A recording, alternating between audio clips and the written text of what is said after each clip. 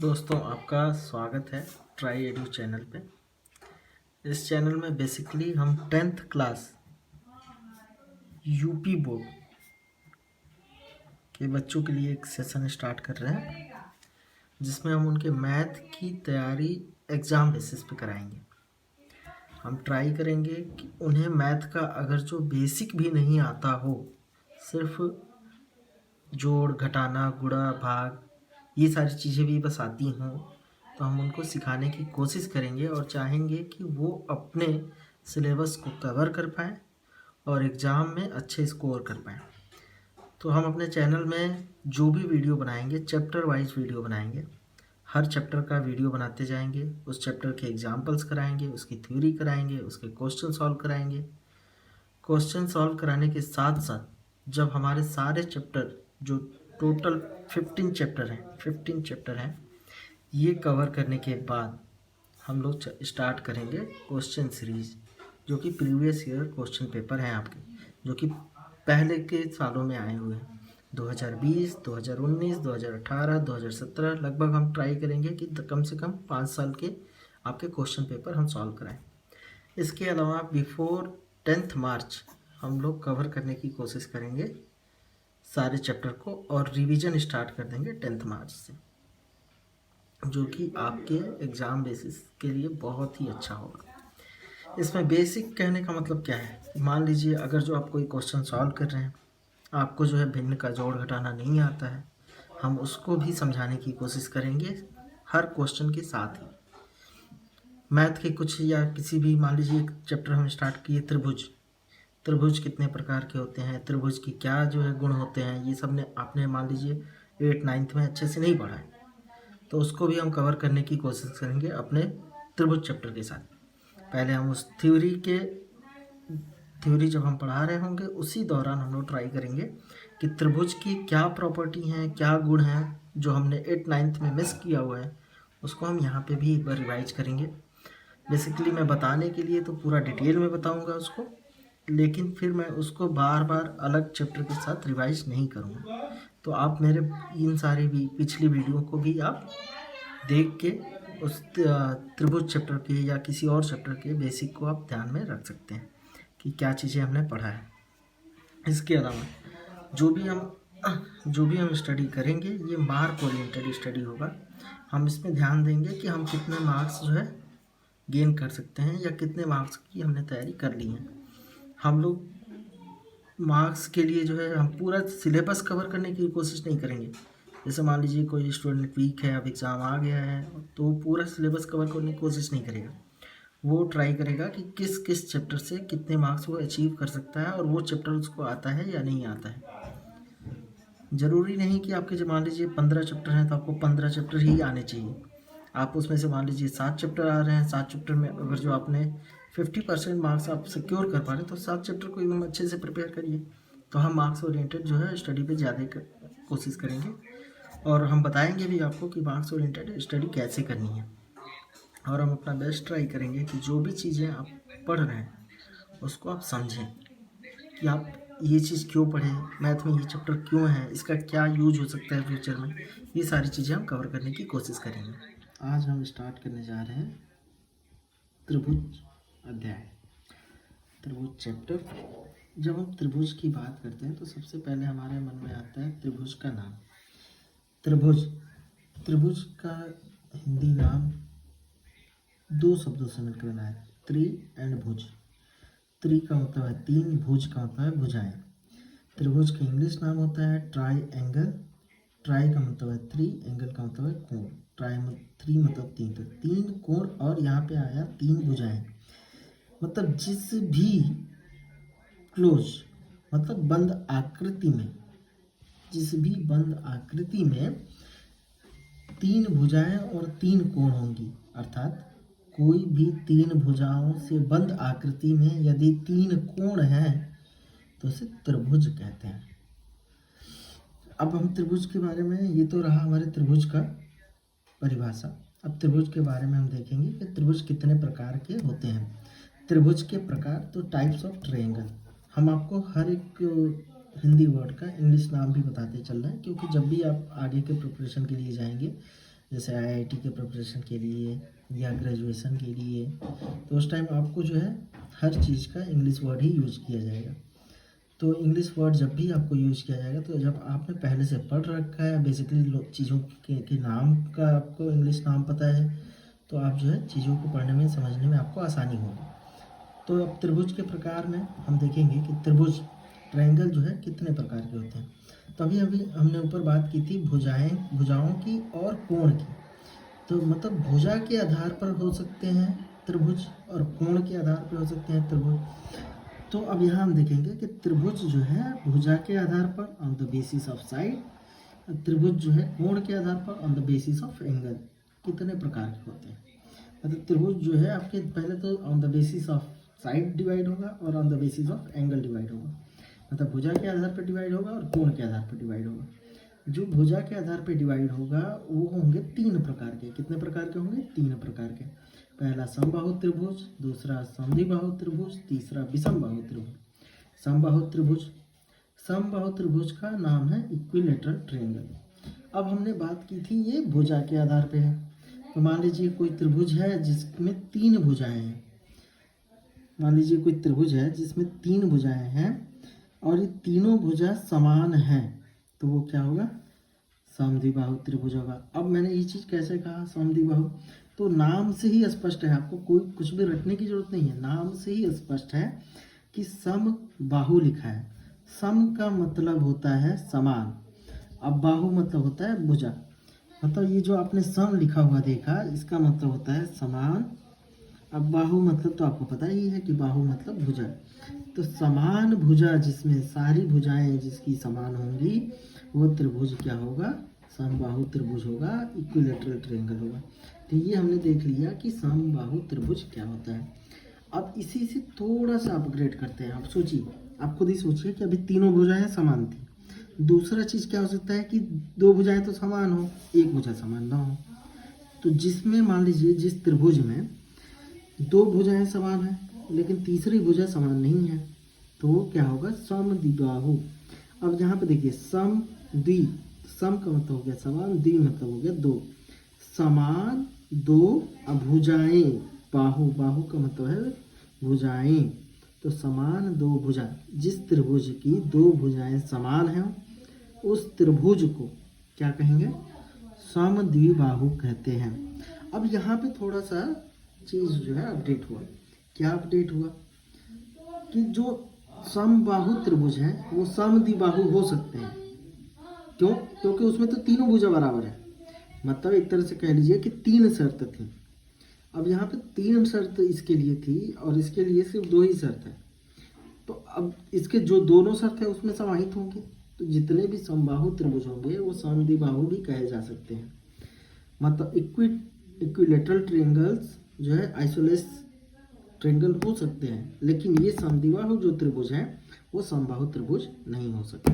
चलिए, तो ये एक छोटा सा अपडेट है जो कि बेसिकली आपकी जो है थिंकिंग पे और कॉमन सेंस पे डिपेंड करता है। जो भी आपका कॉमन सेंस है उससे आप सोच सकते हैं कि मतलब जो समबाहु त्रिभुज है इसके लिए 3 शर्त थी कि तीनों भुजाएं बराबर होंगी, और जो समद्विबाहु त्रिभुज है उसमें तीनों भुजाएं नहीं, सिर्फ 2 ही भुजा बराबर होगी। तो इसलिए इसके दोनों जो शर्त हैं वो इसमें जो है समाहित है। अब आते हैं तीसरा अपग्रेड। हम क्या देख सकते हैं कि कोई त्रिभुज है वो और उसकी जो है सारी भुजाएं असमान हो, मतलब कोई भुजा समान ना हो, तो ऐसे त्रिभुज को क्या कहेंगे? विषमबाहु त्रिभुज कहेंगे, जिसका अंग्रेजी नाम है स्केलेन ट्रायंगल। तो ये तो हो गया भुजा के आधार पे हमारे ट्रायंगल्स के प्रकार। भुजा के आधार पे हमारे त्रिभुज की एक प्रकार हो गए। अब ये जो भुजा के आधार पे त्रिभुज के प्रकार थे, इतना तो हमें रटने की एकदम ज़रूरत ही नहीं है, नाम बस याद रखिए, आप और सारी चीज़ें खुद ही बता सकते हैं लोगों को। अब आता है on the basis of angle, कोण के आधार पर कितनी होती हैं त्रिभुज के प्रकार। तो त्रिभुज के 3 प्रकार होते हैं कोण के भी आधार पे। अब ये देखिए 3 भुजा थी तो 3 प्रकार थे भुजा के हिसाब से। अब 3 कोण है तो 3 कोण के हिसाब से होंगे। अब देखिए कि इसमें पहला है न्यून कोण, सम कोण और अधिक कोण। अब हमें कोई बंद आकृति बनानी है, तो न्यून को बंद आकृति जो हमारा बना, मान लीजिए ये हमारी बंद आकृति है, अब इसमें क्या होगा कि समकोण, पहले हम बीच वाले से समझना स्टार्ट करेंगे, समकोण से। समकोण मतलब,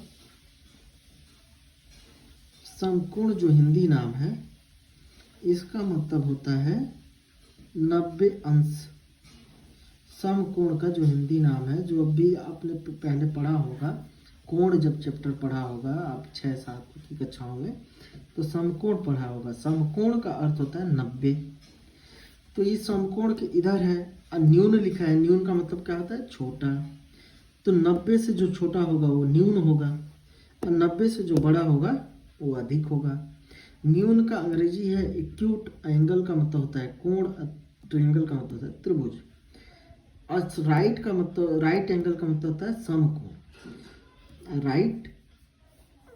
अब इसके बाद जो अगला है वो obtuse angle. Obtuse angle, triangle, obtuse का मतलब होता है अधिक कोण। ठीक है, तो ये इतनी चीज़ें हमें समझ में आई कि जो है एंगल के, ये कोण के हिसाब से डिवीजन कैसे होगा। जब जो है 90 के बराबर होगा तो समकोण होगा, जब 90 से कम होगा तो न्यून कोण होगा, जब 90 से अधिक होगा तो अधिक कोण होगा। इतनी चीज़ें तो हमने समझ ली। अब आते हैं त्रिभुज का, देखते हैं कि त्रिभुज का एक नियम है कि त्रिभुज की तीनों कोणों का जो 180 अंश होता है। ये हमने त्रिभुज का एक नियम पढ़ा हुआ है कि त्रिभुज के तीनों कोणों का जो 180 अंश होता है। अब एक चीज़ मुझे बताइए, ये याद रखिए, ये परिमेय जो है हम पहले सिद्ध भी कर चुके हैं कक्षा 8 में, और इसको हम अब फिर से आपको ज़रूरत होगी तो हम, या हमारे पास समय होगा तो हम इसको सिद्ध करके दिखाएंगे कि त्रिभुज के सारे कोणों का योग 180 कैसे होता है। लेकिन अभी फ़िलहाल के लिए इसको याद रखिए कि त्रिभुज के तीनों कोणों का योग 180 होता है। अब मान लीजिए कि कोई त्रिभुज जो है हमने बनाया है यहाँ पे, फिलहाल के लिए याद रखिए कि त्रिभुज के तीनों कोणों का योग जो है 180 अंश होता है। अगर जो हमारे पास समय होगा तो हम इसको सिद्ध भी करके दिखाएंगे कि कैसे त्रिभुज के तीनों कोणों का योग 180 अंश होता है। फिलहाल हम चलते हैं अपने त्रिभुज के कोण के हिसाब से डिवीजन, बंटवारे के कॉन्सेप्ट पे। अब मान लीजिए किसी त्रिभुज में ए का जो है कोण जो है 90 है, ठीक, और तीनों कोणों का योग जो है हमें पता है कि 180 होता है। तीनों कोणों का योग 180 होता है और एक कोण 90 है। तो मतलब ये बचे हुए जो दोनों कोण हैं इनका योग कितना होगा? इनका योग होगा 180, तो तीनों का था, और ये 90 है, तो 180 में से 90 जाएगा तो ये क्या बचेगा? 90। मतलब ये दो कोण मिलके होगा 90। इसका मतलब ये दोनों कोण क्या होंगे? 90 से छोटे होंगे। इतना चीज़ हमें समझ में आया? ठीक है। अब अगर जो मान लीजिए कोई त्रिभुज हमने बना दिया ऐसे, अब ये कोण मान लीजिए कि 120 है, और ये दोनों कोण कितने होंगे? ये दोनों कोण जो है, तीनों कोणों का योग 180, तो इन दोनों का योग कितना होगा? 180 में से इस 120 को घटा देंगे तो हमें पता चल जाएगा इन दोनों का योग कितना होगा कितना? 60। मतलब ये दोनों जो है कम होंगे। तो मतलब किसी त्रिभुज में या तो एक कोण 90 हो सकता है, ठीक, तो और दोनों 90 नहीं होंगे, या एक जो है 90 से बड़ा हो सकता है तो और दोनों 90 नहीं होंगे। मतलब सब जो खेल है ये सिर्फ एक कोण का है। जो त्रिभुज का जो प्रकार बटा ये सिर्फ एक कोण के आधार पर बट गया है। अगर जो एक कोण 90 है तो वो समकोण हो गया, अगर एक कोण जो है 90 से ज़्यादा है तो वो अधिक कोण त्रिभुज हो गया। अब आते हैं न्यून कोण पे। अब अगर जो किसी त्रिभुज में 90 से सारे कोण जो है छोटे हों तो वो जो है क्या हो जाएंगे? वो हो जाएंगे आपके न्यून कोण। लेकिन आप कहेंगे ऐसा पॉसिबल है क्या? हाँ, ऐसा पॉसिबल है। मान लीजिए कोई त्रिभुज ले लिया, कितने कोण हो सकते हैं? 3। ये भी मान लीजिए 60 है, ये भी मान लीजिए 60 है, ये भी मान लीजिए 60 है, और 60 60 60 तीनों कितना होता है? 180। मतलब तीनों कोण का जोड़ जो है 180 हुआ। लेकिन ये जो 60 है, तीनों 60 60 है, ये 90 से कम है कि नहीं? हाँ, तो कम है, तो जब ये क्या होगा? न्यून कोण हो गया। मतलब 90 से कम हुआ तो न्यून कोण। तो हमें अब कोण के भी हिसाब से त्रिभुज के प्रकार याद हो गए। टोटल त्रिभुज कितने हो गए? कितने प्रकार के? 6। 3 भुजा के आधार पे और 3 जो है कोण के आधार पे। जो 3 भुजा के आधार पे हुए वो समबाहु, समद्विबाहु, विषमबाहु। नाम हमें बस याद रखना है, उनकी जो है प्रॉपर्टी क्या होती है, गुण क्या होते हैं, वो हम सिर्फ नाम के हिसाब से बता सकते हैं।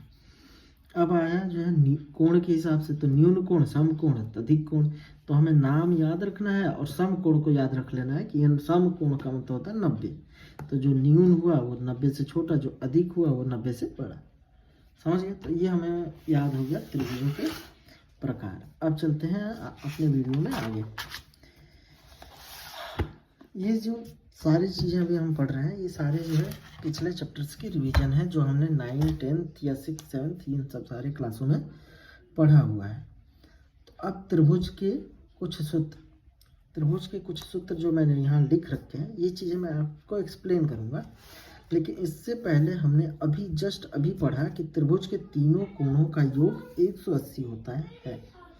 ठीक है, ये हमेशा याद रखिएगा इस चीज़ को। अब त्रिभुज के कुछ सूत्र में है क्या कि त्रिभुज के सूत्र का अंग्रेजी होता है फॉर्मूला। तो formula for triangle from previous classes, पिछली कक्षाओं से त्रिभुज के कुछ सूत्र। त्रिभुज का परिमाप, पहला हमारा है फॉर्मूला त्रिभुज का परिमाप, पेरीमीटर ऑफ ट्रायंगल। अब इन सब चीज़ों को भी याद करने की ज़रूरत नहीं है। अब एक जो है सिंपल सा जो है चीज़ समझिए कि कोई भी चीज़ आप ले लीजिए, जैसे मान लीजिए कि ये हमने फ़ोन लिया। अब ये फ़ोन क्या है, एक आकृति हो गई। अब ये आकृति जो है लंबाई, चौड़ाई, ऊंचाई, इन सब चीज़ में जो है कितना जो है जगह घेर लेगी, कवर कर लेगी, इसी को क्या कहते हैं। ये चीज़ हमें कैसे पता चलेगा, तो ये चीज़ हमें पता चलती है परिमाप से। अगर जो मान लीजिए हमने इसकी चौड़ाई जो है नाप ली और लंबाई नाप ली, ये भी चौड़ाई नाप ली, ये भी लंबाई नाप ली, सबको हमने देख लिया कि इतना चौड़ा हमें जगह चाहिए, इतना लंबा जगह चाहिए, तो ये कितना जगह ये फ़ोन लेगा, हमें पता चल गया कि ये फ़ोन लेगा जितना लंबा और चौड़ा है, इसको हम जोड़ लिए। तो ये चीज़ हमें कैसे मिल गया, परिमाप से। समझ में आया आपको कि ये जो बाहरी जो आकार है इसका, ये कितना लंबा चौड़ा है, ये जो है हमारा क्या दे रहा है, परिमाप दे रहा है। अब आ जाता है कि क्षेत्रफल। अब इस आकृति में दूसरी चीज़ क्या दिखती है कि क्षेत्रफल। अगर जो मान लीजिए कि ये हम कैप लिए, ठीक, और इस कैप में ये चारों तरफ तो लंबाई चौड़ाई हमें पता चल गया कि गोला है, लेकिन इस कैप में क्या है कि हम अंदर जो है कोई चीज़ डाल सकते हैं, जगह इसमें खाली है। या इसी तरह हम कोई अंगूठी यहाँ पे रख लें, जैसे मान लो यहाँ पे कोई भी अंगूठी हम यहाँ रख दें, तो ये अंदर इसमें चीज़ें हम कुछ भी रख सकते हैं, मतलब जगह उसके बाद भी खाली। अंगूठी हमने रख दिया, अंगूठी का परिमाप लिया, तो हमें पता चल गया कि ये अंगूठी यहाँ पे इतना जगह ले रही है, लेकिन उसके अंदर भी जगह है। तो वो चीज़ कितना जगह वो ले ली है, कितना जगह एक्चुअली में बचा हुआ है, वो चीज़ हमें कैसे पता चलेगा, तो वो चीज़ हमें पता चलेगा क्षेत्रफल से।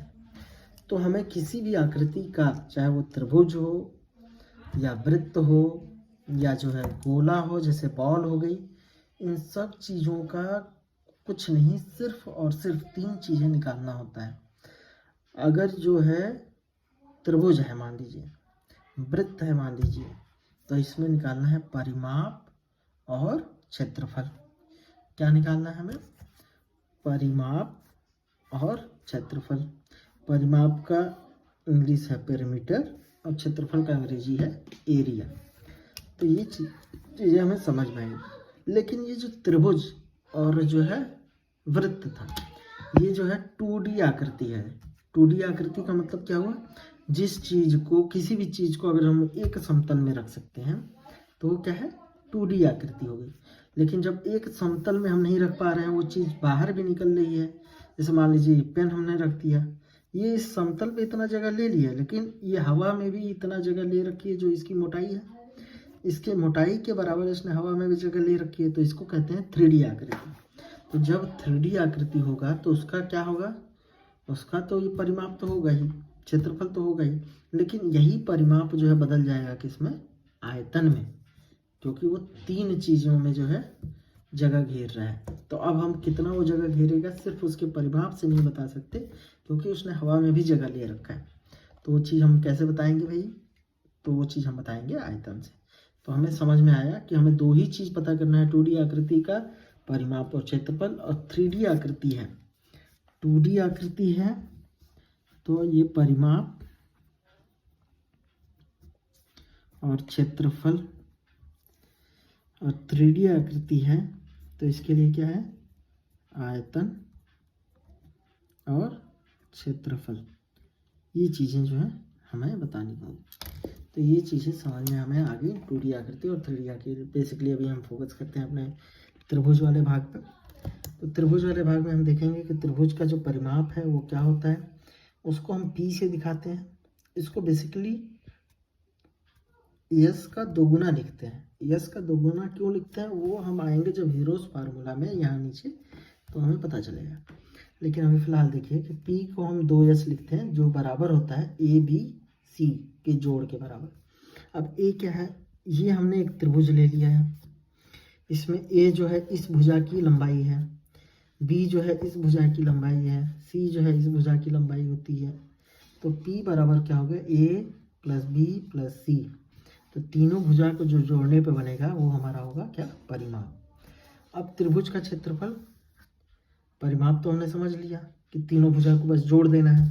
तो अब त्रिभुज का क्षेत्रफल क्या होता है। अब क्षेत्रफल जो मैंने बोला कि दूसरा चीज़ है क्षेत्रफल, तो क्षेत्रफल निकालने के लिए हमारे पास दो सूत्र हैं, और एक कह लीजिए कि एक समकोण का अलग से सूत्र है, तो वो भी हम आपको बता देंगे। तो पहले त्रिभुज के क्षेत्रफल का पहला और दूसरा सूत्र देखते हैं। जैसे ये आकृति है, पहला आकृति जो है इसमें क्या कर दिया, ए ले लिया। ए जो है हमारा क्या हो गया, आधार। तो हम उसके सामने वाला जो ये शीर्ष है, ये जो कोना बनता है, इस कोने वाले बिंदु को हम शीर्ष कहेंगे, और ये जो कोना है इसको कोण कहते हैं। तो ये शीर्ष से हम सामने वाला भुजा पे क्या डालेंगे, लंब। लंब क्या होता है, लंब जब हम सामने वाले भुजा से एक सामने वाले शीर्ष से सामने वाले भुजा पे जब कोई हम लाइन खींचें जो कि इस पे कितना डिग्री का कोण बनाता हो, 90 डिग्री का कोण बनाता हो, तो उसके क्या कहते हैं, लंब कहते हैं। तो एक हम लंब बनाएंगे। अब ये लंब को हम नाप लिए, लंब को नाप लिए, मान लीजिए कि इसका हाइट जो है, इसकी जो लंबाई है वो क्या है, h है। तो ये h लंबाई हो गई और ये आधार हो गया। जिस पे हमने लंब डाला है वही हमारा आधार होगा, हमेशा याद रखिएगा। तो ये a गुणे h और उसका आधा हम कर दिए, तो हमको मिल जाता है त्रिभुज का क्षेत्रफल। ये हमारा फार्मूला है। अब देखिए इस वाली आकृति में, दूसरी आकृति में, अब ये हमारा ये है भुजा है, इसके सामने वाला शीर्ष ये है। अब यहाँ से हमको लाइन बनाना था जो उस पर सामने वाली भुजा पे समकोण हो। तो जब हम समकोण के लिए जो है लाइन बना रहे थे तो वो कहीं अंदर आ ही नहीं रहा था, वो बाहर आ रहा था। यहाँ पे 90 डिग्री बन रहा था, तो हम इस भुजा को थोड़ा सा बढ़ा दिए और इसको बढ़ा दिए, तो ये हमें हाइट मिल गई h। और लेकिन भुजा क्या, अब आपके मन में डाउट आएगा कि यहाँ से यहाँ तक लेंगे भुजा या यहाँ से यहाँ तक लेंगे। तो हम यहाँ से यहाँ तक ही भुजा लेंगे, ये वाली नहीं लेंगे। तो ये हो गया c गुणे h और उसका आधा, c गुणे h उसका आधा कर दिए। तो लंब, आधार और लंब का गुणा और उसका आधा करने पे हमें त्रिभुज का क्षेत्रफल मिल जाएगा। ये तो हमारा एक फार्मूला हो गया। लेकिन अगर जो हमारे पास कोई आकृति है जिसका हम h नाप नहीं सकते, ठीक, तो उस त्रिभुज का क्षेत्रफल कैसे निकालेंगे। मान लीजिए हमें तीनों भुजा दिया हुआ है, ए बी सी सब दिया हुआ है, और लेकिन ये ऊंचाई नहीं दी हुई है, और हमें बोला है कि रचना करके आपको नापना भी नहीं है।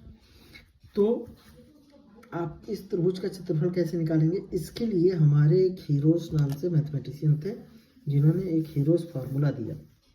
ये हीरोज फार्मूला क्या होता है, हीरोज फार्मूला, हीरोज सूत्र जो है वो क्या है, s minus A, s minus B, s minus C, और ये पूरा जो है करनी के अंदर होता है। अब ये s क्या है, s जो होता है तीनों भुजा ए बी सी, तीनों भुजा का आधा होता है। इसीलिए हमने यहाँ पे क्या लिखा था, 2s लिखा था, समझ में आया, क्योंकि वो दोनों, ये सिर्फ भुजाओं का योग था, यहाँ पे क्या है, भुजाओं के योग का आधा है, तो इसलिए ये जो 2 है इधर इधर आएगा तो भाग हो जाएगा। तो s बराबर क्या हो जाएगा, a प्लस बी प्लस सी बटा में 2 हो जाएगा। ये चीज़ हमें समझ में आई। तो s जो है हमारा a प्लस बी प्लस सी बटा में 2 होता है, मतलब त्रिभुज की तीनों भुजाओं का योग बटा में 2 ये हमारा यस हो गया। और ये जो यस हुआ इसी को हमें यहाँ लिखना है। तो ये जो एस आया उसको यहाँ लिख दीजिए, उसमें से एक भुजा को माइनस करिए, दूसरे भुजा को माइनस करिए, तीसरे भुजा को माइनस करिए, और ये जो है ब्रैकेट लिखा हुआ है और कोई चिन्ह नहीं दिया, इसका मतलब क्या है कि सबका गुणा है, सबका गुणा है।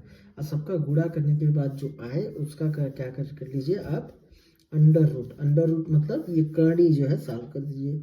ये सिर्फ करनी लिखा है और कुछ नहीं लिखा है, तो मतलब यहाँ पे हम क्या मानेंगे, छोटा सा 2 मानते हैं। मतलब हमें जो युग्म बनाने हैं, जो हमें पेयर बनाना है वो 2-2 का बनाना है, ये हमारा यहाँ से मतलब निकलता है। तो त्रिभुज के जो है हमने यहाँ पे गुण जो है पढ़ लिए। अब त्रिभुज के गुण हमने वहाँ तक पढ़े जहाँ तक हमारे पिछली कक्षाओं में मिस हुआ है। अब त्रिभुज के 2 गुणों में से एक गुण हमारा 9th में जो है मिस हुआ था, और एक गुण जो है हम अभी पढ़ेंगे। एक तो हमारा मिस हुआ है जो सर्वांग समता थी, कांगोरेंट थी, जो कि हमने पिछली कक्षा 9 में पढ़ी थी। और दूसरा गुण है समरूपता, सिमिलरिटी। ये सिमिलरिटी जो है हमारा ये 10 का भाग है, और ये हमारा जो है कक्षा 9 का भाग था। अब समरूपता और सर्वांग समता, इसका मतलब क्या है? सर्वांग समता में जो हमने पहले देखा था कि कोई आकृति, उस आकृति दो आकृतियां हैं, मान लीजिए 2 आकृतियां हैं, एक आकृति ये और एक आकृति ये। अगर जो इस आकृति को इसके ऊपर रख दें तो ये पूरा ढक जाए, और इस आकृति को इसके ऊपर रख दें तो ये पूरा ढक जाए। मतलब दोनों एक दूसरे के जस्ट बराबर हों, ना ही थोड़ी सी बड़ी ना ही थोड़ी सी छोटी, एकदम ही इक्वल हो, और उनका आकार भी सेम हो, तो उसे क्या कहते हैं, सर्वांगसम कहते हैं। आप ध्यान से समझिए इस बात को कि जब इस आकृति को हम इसके ऊपर रख दें तो ये ढक जाए, और इस आकृति को जब हम उसके ऊपर रख दें तो वो ढक जाए, तो उसे हम क्या कहते हैं, सर्वांग समता कहते हैं। लेकिन अभी जो हम पढ़ने जा रहे हैं समरूपता, वो समरूपता जो है डिफरेंट है। अब उसमें क्या है कि मान लीजिए 2 आकृति हैं, दोनों आकृति देखिए, एक छोटी है एक बड़ी है, ठीक। मतलब इसको इसके ऊपर रखेंगे तो ये नहीं ढकेगी, लेकिन इसको इसके ऊपर रख देंगे तो ये ढक जाएगी, समझ रहे हैं? तो ये आकृति सेम साइज की नहीं है, सेम जो है माप की नहीं है, लेकिन ये समरूप कहने का मतलब है कि जिनकी रूप सम, मतलब हो गया ये जो सम लिखा है इसका मतलब समान, रूप जो है आप जानते ही हैं, रूप मतलब आकार, जिनका आकार जो है एक जैसा, जिनका आकार एक जैसा हो उसको क्या कहते हैं, समरूपता कहते हैं। मतलब आकार जब एक होगा, भले ही साइज उनकी अलग अलग हो, तो वो क्या होंगे, समरूप होंगे। अच्छा, एक चीज हमें बताइए, जो सर्वांगसम था उनके भी आकार जो है एक जैसे थे, लेकिन उनकी साइज क्या थी, एग्जैक्ट बराबर थी। इसकी साइज जितनी थी उसकी भी साइज उतनी ही थी, आकार भी सेम था और माप भी सेम था। तो इस यहाँ पे आ गया था आकार और माप, आकार और माप दोनों सेम था। और यहाँ पे क्या है कि माप सेम हो या ना हो, आकार सेम होगा। मतलब इसके लिए जो है कंडीशन, जो शर्त है एक ही है, इसके लिए जो शर्त है 2 थी, जो सर्वांगसम के लिए शर्त थी वो 2 थी। मतलब सर्वांगसम के लिए शर्त 2 है, इसके लिए शर्त 1 है, और इसका जो शर्त है वो इसमें भी निहित है। तो यहाँ से हमें निष्कर्ष क्या निकलता है कि अगर जो कोई चीज़ सर्वांगसम है तो वो समरूप भी होंगे। समझ में आया?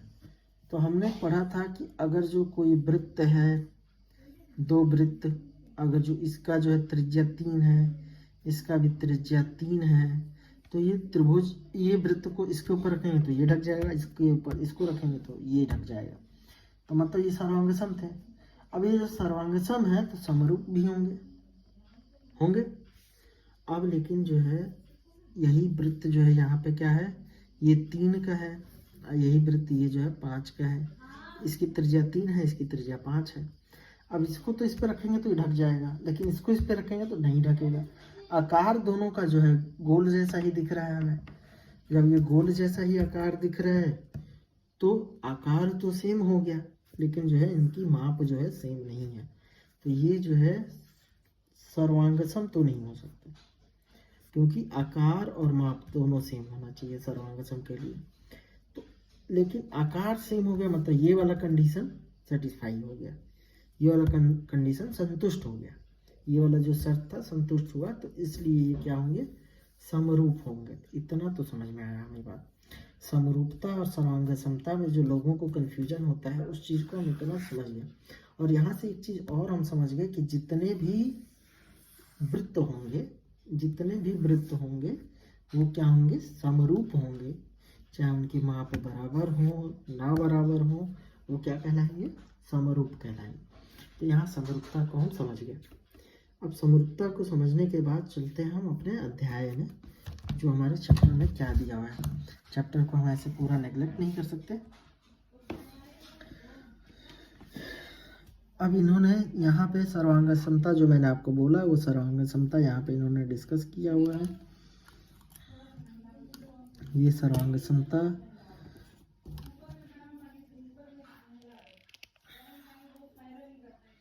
यहाँ पे देखिए, सर्वांग समता के बारे में यहाँ पे हम पिछली कक्षा में पढ़े हैं। ये जो सर्वांग समता होती थी वो दो त्रिभुज के बीच में हमने पढ़ा था, दो त्रिभुज के बीच विषय में पढ़ा था और उनके कुछ नियम भी थे। देखिए हमने बोला आपको आकार और माप, आकार और माप, शेप और साइज दोनों सेम होना चाहिए था, जो हमने सर्वांग समता पढ़ा था। लेकिन अभी जो समरूप आकृति हैं, सिमिलर जो फिगर्स हैं, सिमिलर मैंने आपको बोला समरूपता मतलब सिमिलरिटी, तो जो समरूप फिगर है उसमें जो है आपको सिर्फ और सिर्फ आकार सेम होना चाहिए। ये चीज़ें आगे इसमें लिखी हुई हैं। अब समरूप आकृतियाँ आपने देखा कि वृत्त चाहे छोटा हो बड़ा हो वो सब जो है समरूप होंगी। अब वृत्त ही नहीं, कोई ऐसा चीज़ जिसका बड़ा चीज़ बनाइए छोटा चीज़ बनाइए लेकिन आकार सेम होता है। जैसे कि मान लीजिए हम आपको एग्जाम्पल दे देते हैं कुछ, जैसे एक था हमारा वृत्त का एग्जाम्पल, दूसरा था कि हमारा जो वर्ग होता है, वर्ग में ये भुजा 2 है, ये 2 है, ये 2 है, ये 2 है। अगर जो हम 4 की भुजा का एक वर्ग बनाए तो उसमें भी ये जो है 4 होगा, ये 4 होगा, 4 होगा, 4 होगा। अब वो 4 की माप का बने चाहे 8 की माप का बने, जो वर्ग होगा उसकी जो आकृति होगी, वो जो उसका आकार होगा, जो उसका शेप होगा वो हमेशा सेम होगा। मतलब एक वृत्त जो है हमेशा समरूप होते हैं, चाहे उसकी माप कुछ भी हो। वर्ग जो है हमेशा सेम होगा, जो समरूप होगा जब चाहे उसकी माप कुछ भी हो। इसी तरह हमने एक त्रिभुज में भी पढ़ा था, समबाहु त्रिभुज। समबाहु त्रिभुज में भी भुजा क्या थी, सबकी सेम थी, 3-3 मान लीजिए। दूसरा हमने त्रिभुज बनाया, उसकी भुजा मान लीजिए 5 या 6 मान लीजिए। तो इनका जो है भुजा यहाँ पे 3 है, ये भी 3 है, ये 3 है, ये 3 है, ये 6 है, ये 3 है, ये 6। इनके माप चाहे जो भी हो, एक 3 है तो सारे 3 हो गए, एक 6 है तो सारे 6 हो गए। तो इनकी माप चाहे जो भी हो लेकिन इनकी आकृति जो आकार है वो समरूप होंगे। तो ये चीज़ हमें समझ में आया कि कुछ आकृतियाँ ऐसी हैं, चाहे उनका बड़ा बनाइए चाहे छोटा बनाइए, वो समरूप होंगे ही होंगे अगर जो उस आकृति का नाम जुड़ा हो उस फिगर के सामने। जैसे वर्ग, अब आयत में ये जो है कंडीशन लागू नहीं होगा, आयत में ये कंडीशन नहीं लागू होगा। जैसे मान लीजिए कि ये हम आयत कहें, ये 6 है, ये 6 होगा, और ये 2 है, ये भी 2 होगा। अब हमने कहा कि ये आयत भी समरूप होंगे, जैसे ये मान लीजिए 3 है और ये 8 है, ये 8 है, ये 3 है, ये कहे कि ये समरूप होंगे, ऐसा जो है निश्चित नहीं है।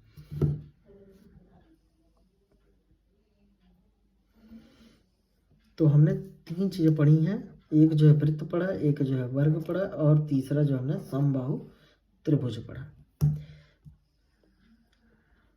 तो इसके अलावा इतना चीज़ मैं कहीं अलग से कुछ नहीं बता रहा हूँ आपको, जो आपके किताब में दिया हुआ है ये पढ़ने में आपको थोड़ा सा बोरिंग फील होता है, उसी चीज़ को मैं आपको समझाते हुए जा रहा हूँ। ये सारी चीज़ें जो हैं क्रियाकलाप वगैरह आप चाहें तो पढ़ें, लेकिन वो कोई ज़रूरी नहीं है।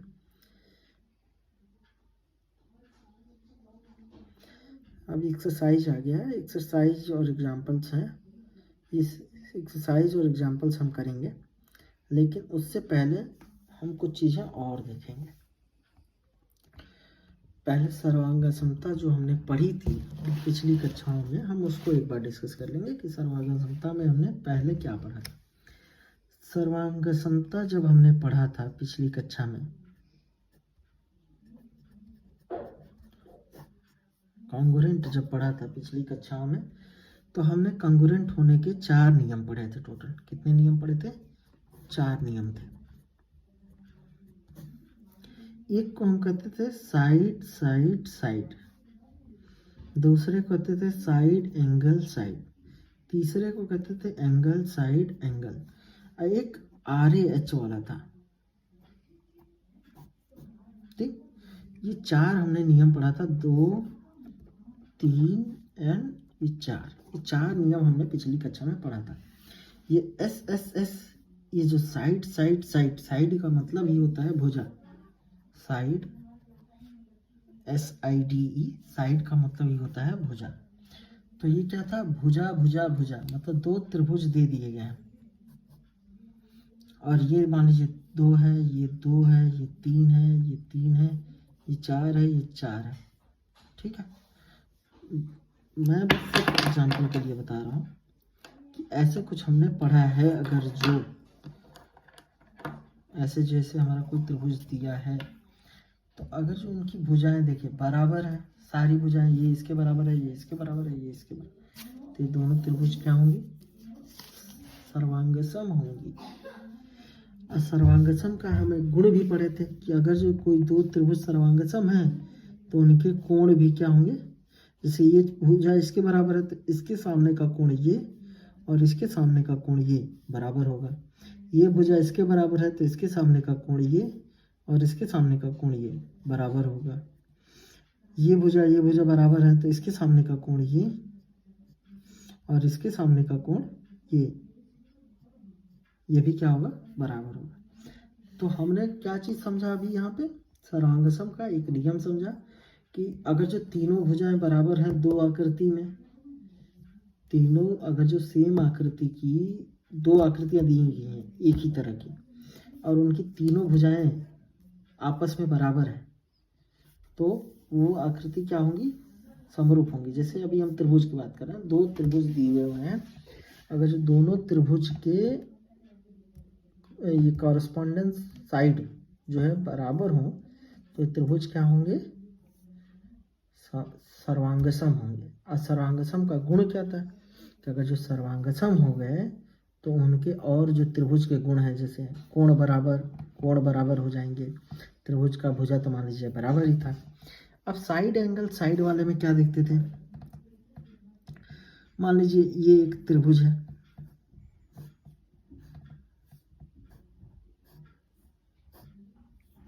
दो त्रिभुज हैं। अब ये भुजा इसके बराबर है, ये मान लीजिए 3 है, ये भी 3 है, और ये भुजा 4 है, ये भुजा भी 4 है, और ये इन दोनों भुजा, ये जो 2 भुजा बनाया इसको हम कहते हैं साइड, इसको भी कहते हैं साइड। देखिए साइड साइड और उनके बीच में एंगल हमने लिखा है, तो मतलब दोनों जो भुजा है और उनके बीच का कोण, दोनों जो भुजा है उनके बीच का कोण बराबर है, तो वो दोनों क्या होंगे? सर्वांगसम होंगे। ये हमने समझा। अब ये नहीं कि ये भुजा इसके बराबर है, ये भुजा इसके बराबर है और ये कोण इसके बराबर हो, ऐसे दिया रहेगा तो हम सर्वांगसम नहीं लिखेंगे। ये भुजा इसके बराबर, ये भुजा इसके बराबर और ये कोण इसके बराबर हो, तब सर्वांगसम होगा। और सर्वांगसम होने के बाद फिर ये भुजा तो इसके बराबर हो जाएगी, ये कोण इसके बराबर हो जाएगा, ये कोण इसके बराबर हो जाएगा। ये हमारा जो है जो हमने पिछली कक्षाओं में पढ़ा है उसका एक रिवीजन है। अभी हम रिवीजन देख रहे हैं। ठीक है, तो हमने देखा कि 2 भुजा और उनके बीच का कोण, नाम से ही स्पष्ट है, 2 भुजा और उनके बीच का कोण, 2 भुजा और उनके बीच का कोण बराबर है तो वो सर्वांगसम होता है। ये सारा चीज़ हम कक्षा 9 का पढ़ रहे हैं, जिसमें हमने पढ़ा था सर्वांगसम होने के 4 क्या कंडीशन होते हैं, 2 त्रिभुजों के सर्वांगसम होने के कंडीशन क्या है। अब आता है angle side angle. Angle side angle में मान लीजिए 2 त्रिभुज दिए हुए हैं, अब इसमें ए भुजा इसके बराबर है। भुजा से पहले हम कोण को देखते हैं। ये कोण, पहला कोण लिखा है तो ये कोण इस कोण के बराबर है, अगला भी कोण लिखा है, तो ये कोण इस कोण के बराबर है। तो उन दोनों कोण के बीच में लिखा है भुजा, साइड। तो दोनों कोण के बीच में भुजा कौन सी है? ये, समझ रहे? दोनों कोण के बीच में ये भुजा नहीं है। अगर जो हम ये कोण और ये कोण लेते तो उसके बीच की भुजा ये हो जाती, लेकिन इन दोनों कोण के बीच की भुजा ये नहीं है। इन दोनों कोण के बीच की भुजा ये है। मतलब बेसिकली कहने का मतलब क्या है कि जो भुजा इन दोनों कोणों को बनने में सहायता कर रहे हैं। अब ये जो भुजा है, अगर जो ये भुजा को हटा दे तो ये दोनों कोण बनेंगे नहीं, समझ रहे हैं? अगर ये भुजा हमने हटा दिया तो ये दोनों कोण बनेंगे ही नहीं। तो जो भुजा इन दोनों कोण को बनने के लिए जो है सहायता कर रहा है, वो भुजा इस त्रिभुज में भी इन दोनों कोण के बनने के लिए जो सहायता कर रहा है, वो भुजा ही बराबर हो, तब जाके ये दोनों सर्वांगसम हों। तो ये हमने सर्वांगसम पढ़ लिया था। और अगर जो राइट, अब ये चौथा जो है नियम था कि right angle triangle. Right angle triangle मतलब होता है, हमने पढ़ा है कि समकोण त्रिभुज। तो अगर दो समकोण त्रिभुज हैं, ठीक है, समकोण है मतलब ये 90 है, ये भी 90 होगा, ठीक है। और उनका जो दोनों त्रिभुज हैं, उनका कोई एक कोण और एक उनका जो ये हाइपोटेनस, एच का मतलब है हाइपोटेनस का मतलब होता है ये वाली भुजा, 90 के सामने वाली भुजा, ठीक है। अगर जो ये दोनों भुजा बराबर हो जाए और एक कोण बराबर हो जाए तो क्या होंगे? ये त्रिभुज दोनों क्या होंगे? ये दोनों त्रिभुज, ये त्रिभुज जो है सर्वांगसम होंगे। अब कहेंगे कि ये कुछ अलग नियम है? नहीं, एकदम ही नहीं। ये नियम जो है जस्ट यही वाला नियम है। अब पूछेंगे कैसे ये ऐसा है, ऐसे कैसे है? मान लीजिए ये कोण 30 है, तो और ये भी कोण 30 है, और आपको बोल दिया है कि दोनों त्रिभुज जो है राइट एंगल ट्रायंगल है। तो ये 90 हो गया, 30 हो गया, तो ये अपने ये दोनों मिलकर कितने हो गए? 120। तीनों भुजा कोण का जो है योग कितना होता है? 180। तो ये कितना होगा अपने आप? ये 60 हो जाएगा। उसी तरह इसमें भी 90 और 30 मिलकर होगा 120। तीनों कोणों का योग कितना होता है? 180। 180 में से 120 क्या कि तो कितना बचा? ये बचा 60। तो ये दोनों कोण देखिए, ये कोण इसके बराबर हो गया, ये कोण इसके बराबर हो गया, तो ये दोनों कोण हो गए, और दोनों कोण को बनाने वाली भुजा भी बराबर हो गए। तो ये वाला नियम हो गया कि नहीं? ए और उनके बीच की भुजा। तो यही वाला नियम है जो बेसिकली उसको इस तरह उसने लिख दिया। तो बेसिकली अगर जो हम देखें सही तरीके से, अगर चीज़ें आपको समझ में आई हैं, तो कॉन्ग्रुएंट सर्वांगसम होने के 3 ही नियम हैं, 1, 2, 3। और सर्वांगसम होने के बाद क्या होता है? सर्वांगसम हो गया कोई त्रिभुज, जैसे इसमें था कि ये दोनों कोण, ये कोण इसके बराबर था, ये कोण इसके बराबर था, और ये भुजा इसके बराबर थी, तो ये दोनों सर्वांगसम हो गए थे। तो सर्वांगसम का फायदा क्या हुआ कि ये भुजा भी इसके बराबर हो जाएगी, ये भुजा भी इसके बराबर हो जाएगी। मतलब कॉरस्पॉन्डेंस, समानुपाती जो भुजाएं हैं वो बराबर हो जाएंगी। समझ में आया कि जो कॉरस्पॉन्डेंस जो साइड होंगे, जो कॉरस्पॉन्डेंस कोण होंगे वो बराबर हो जाएंगे। तो ये कोण भी इसके बराबर हो जाएगा। अभी हमको मालूम था ये कोण इसके बराबर था, ये कोण इसके बराबर था, ये भुजा इसके बराबर थी, लेकिन सर्वांगसम प्रूफ करने के बाद क्या हो गया कि ये भुजा भी इसके बराबर हो गई, ये भुजा भी इसके बराबर हो गई, ये कोण भी इसके बराबर। अब जो नियम हमने ये पढ़ा, ये सारे नियम समरूपता में भी आते हैं। अब ये समरूपता में आएंगे, लेकिन कुछ अलग ही ढंग से आएंगे, जिसको हम आगे समझेंगे। अभी हम देखेंगे कि इस चैप्टर के एक्सरसाइज में क्या दिया हुआ है।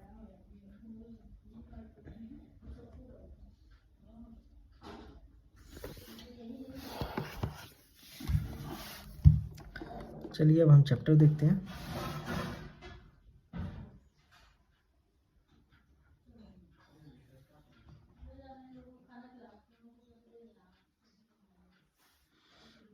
पहला दिया हुआ है जो आपके प्रश्नावली है 6.1। इसमें कहता है कि कोष्टकों में दिए गए सही शब्दों का प्रयोग करते हुए रिक्त स्थानों को भरिए। सभी वृत्त समरूप हो सकते हैं या सर्वांगसम हो सकते हैं। अब सभी वृत्त लिखा है, लेकिन उनकी माप के बारे में नहीं लिखा है। तो सर्वांगसम में क्या होता है कि आकार और माप दोनों होता है। जब आकार और माप दोनों होता है मतलब वृत्त जो है आपका, ये जितनी इन्फॉर्मेशन, जितनी हमें जानकारी दी गई है वहाँ पे माप के बारे में नहीं लिखा है तो हम उस चीज़ को सर्वांग कह ही नहीं सकते। तो सभी वृत्त क्या होंगे? समरूप, क्योंकि आकार तो वृत्त का समान होता है, इतना हमको पता है। तो आकार तो हमें वृत्त कहते ही हमें आकार के बारे में उन्होंने इन्फॉर्मेशन नॉलेज दे दी कि वृत्त है मतलब आकार सेम है, लेकिन माप के बारे में उन्होंने कुछ नहीं कहा, तो समरूप हम नहीं बोलेंगे।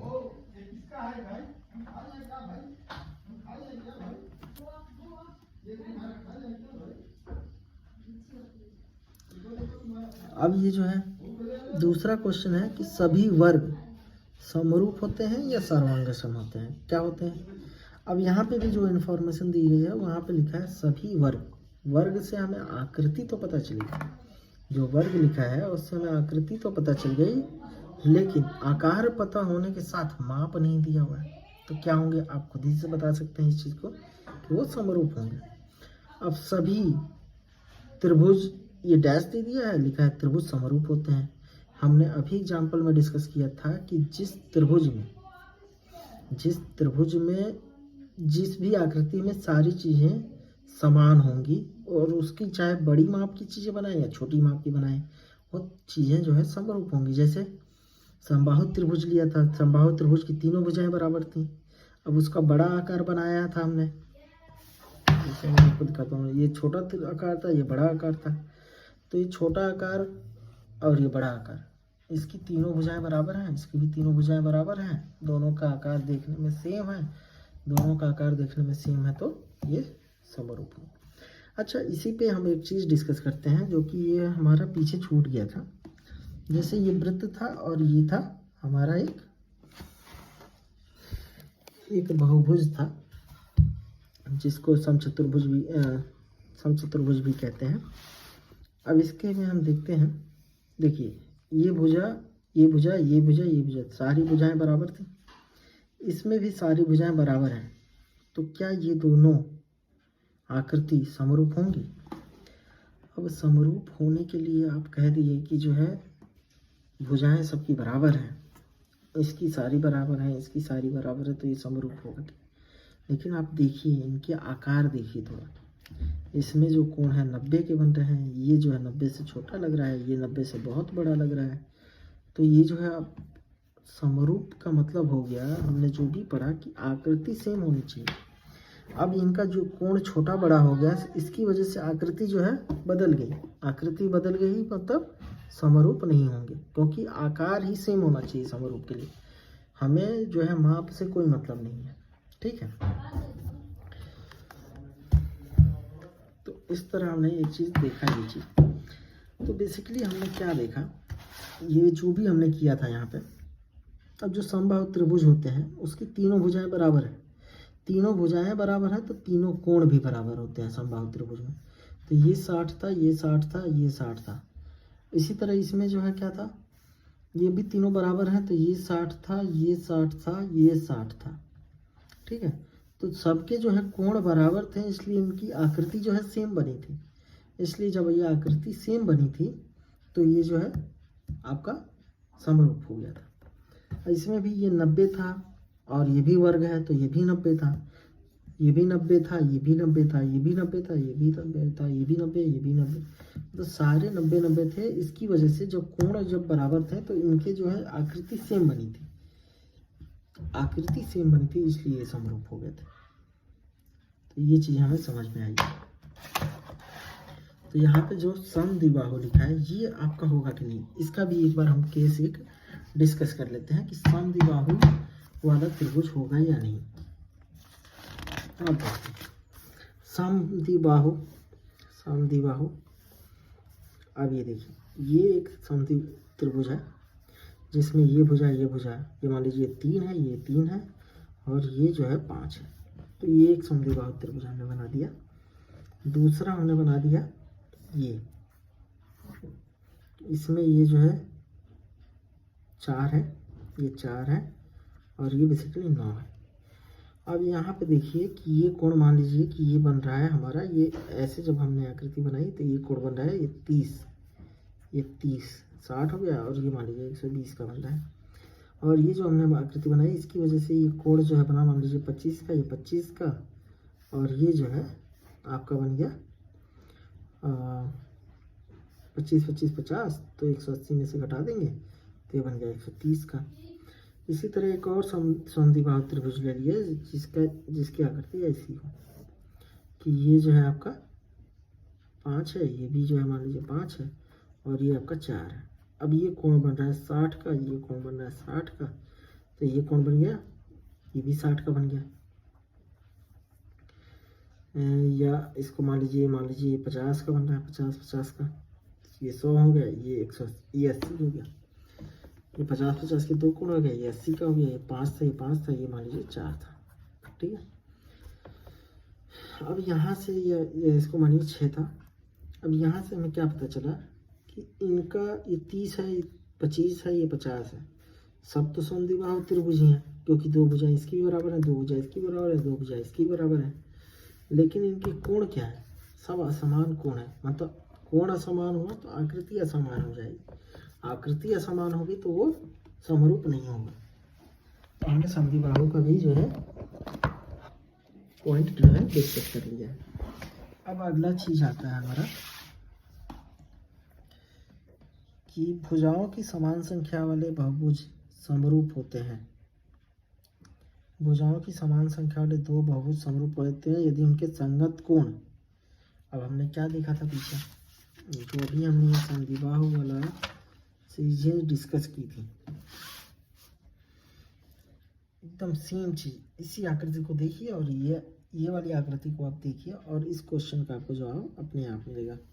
ये भुजाओं के समान वाले क्वेश्चन जो है इसकी आकृति का जवाब आपको अपने आप मिलेगा।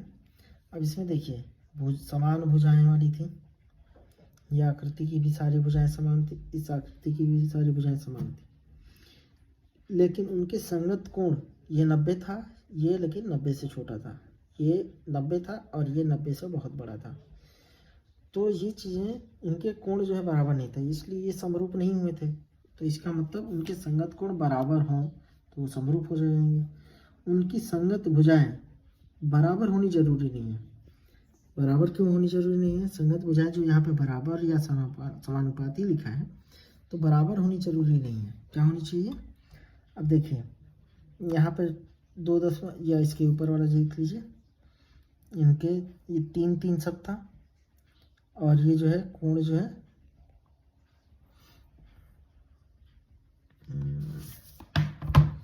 जैसे देखिए एक हमने ये वृत्त बनाया,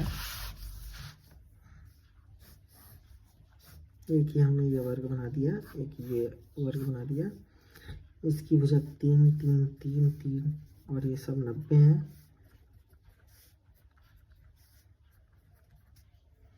और ये हमें बनाया 5 5 5 5, ये 90 है।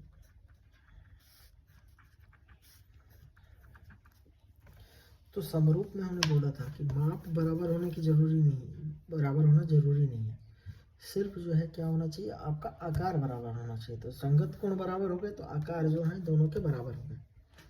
जब आकार बराबर हो गए तो माप बराबर होने की जरूरत नहीं है, तो वो क्या हो सकते हैं, माप समानुपाती हो सकते हैं। जैसे इन दोनों का अनुपात ले लीजिए तो 3/5, इन दोनों का भी अनुपात लेंगे तो 3/5, इन दोनों का अनुपात ले लीजिए तो 3/5, इन दोनों का अनुपात ले लीजिए तो ये भी 3/5, सारे 3/5 बने और ये सब क्या है 3/5 है, तो बराबर है एक दूसरे के, मतलब सारी भुजाएं समानुपाती होती हैं। तो ये हमारा जो आंसर है वो समानुपाती हो गया। अब यहाँ से हमें जो है पॉइंट मिला कि जो त्रिभुज समरूप होंगे, जो त्रिभुज समरूप होंगे उनकी भुजाएं क्या होंगी, समानुपाती होंगी, लेकिन कोण क्या होंगे, बराबर। तो भुजाएं समानुपाती और कोण जो है बराबर। तो ये चीजें हमें पता चला कि समरूप होने के लिए 2 कंडीशन हो गए।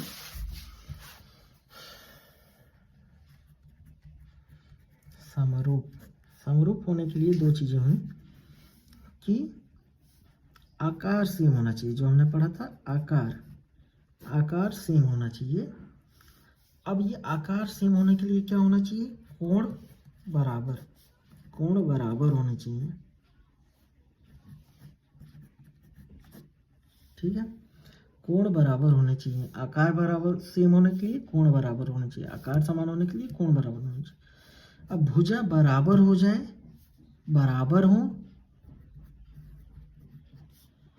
या समानुपाती हो। अब मान लीजिए कोई भुजा है, कोई आकृति है जिसमें 3 भुजाएं हैं। अब इनके कोण एक दूसरे के क्या है, करस्पॉन्डेंस कोण जो है बराबर है। जब करस्पॉन्डेंस कोण बराबर है,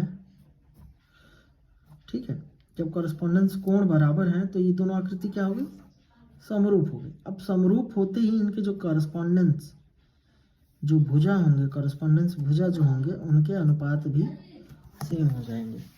तो इसका हमें यहाँ से हमें ये चीज़ समझ में आता है कि जो समरूप चीज़ें होंगी उनके कोण बराबर होंगे और उनकी भुजा, ये जो है हमने बात की थी, ये भुजा के बारे में बात की थी। भुजा या तो बराबर हो या समानुपाती। भुजा बराबर हो गई तो सर्वांगसम भी होगा और समरूप भी होगा, और समानुपाती होगी तो सिर्फ समरूप होगा और सर्वांगसम नहीं होगा। तो इस समरूपता के बारे में इतनी जानकारियाँ हमें मिल गई। अब आते हैं निम्नलिखित युग्मों के 2 भिन्न भिन्न उदाहरण दीजिए। समरूप आकृतियाँ, ऐसी आकृतियाँ जो समरूप नहीं है, ऐसी आकृति जो समरूप है, ऐसी आकृति जो समरूप नहीं है। 2 उदाहरण जो यहाँ पे दे दीजिए।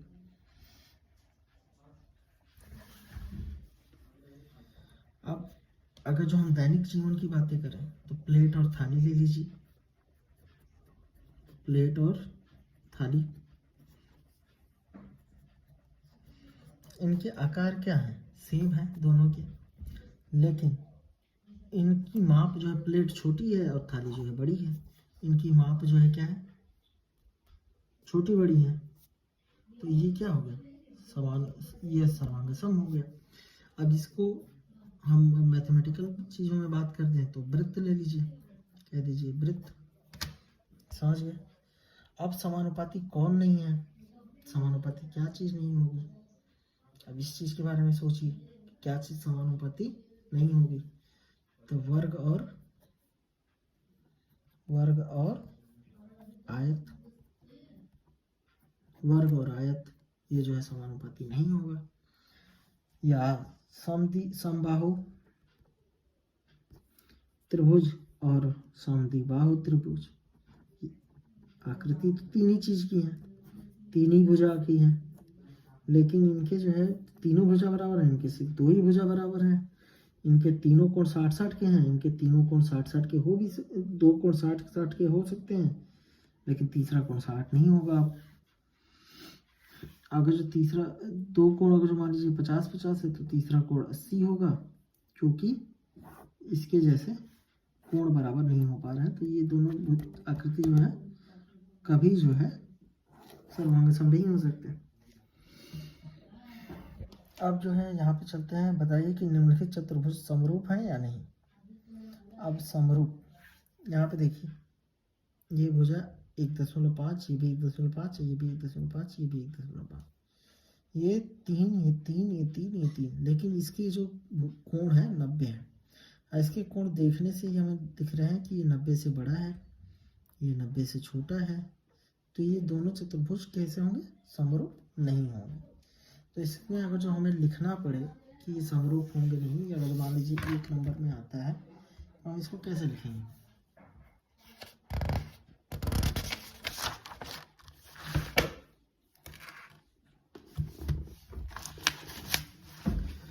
ये 6.1 का क्वेश्चन 3 है, ठीक है। 6.1 का क्वेश्चन 3 है। अब इसमें पूछ रहा है कि ये समरूप है या नहीं। तो पहले आकृति को हम अपने कॉपी पे भी बना लेते हैं। 1.5, 1.5, 1.5, 1.5, और जो ये आकृति है इसमें 3, 3, 3, 3, ये 90 है, ये भी 90 है, ये भी 90 है। अब लिखेंगे, मान लीजिए इसको हम नाम देते हैं ABCD, इसको नाम देते हैं ABCD। अब इसमें जो कोण ले लेते हैं, कोण लेते हैं, कौन सा? कोण ए इज ग्रेटर देन दिख रहा है कोण ए, समझ में आया? इसी तरह कोण बी इज लेस देन दिख रहा है कोण बी, ये 90 है, ये 90 से छोटा है, तो ये लिखेंगे कि इनकी जो है कोण कॉरेस्पॉन्डेंस कोण जो है बराबर नहीं है, संगत कोण बराबर नहीं है, संगत कोण बराबर नहीं है, इसलिए ये आकृतियों के आकार समान नहीं होंगे, अतः दोनों चतुर्भुज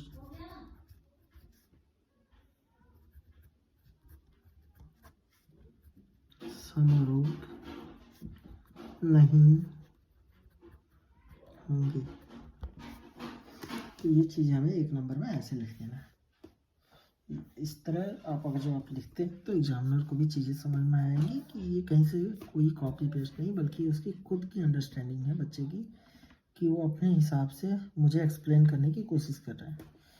इसमें आपको कभी भी आप मैथ लगा रहे हैं तो किसी को कॉपी करने की जरूरत नहीं है, आप अपने से एग्जामिनर को ये प्रूव करिए कि आप अपने तरीके से जो समझा रहे हैं और जो समझा रहे हैं वो चीज़ सही समझा रहे हैं और वो फॉर्मूला बेस्ड है।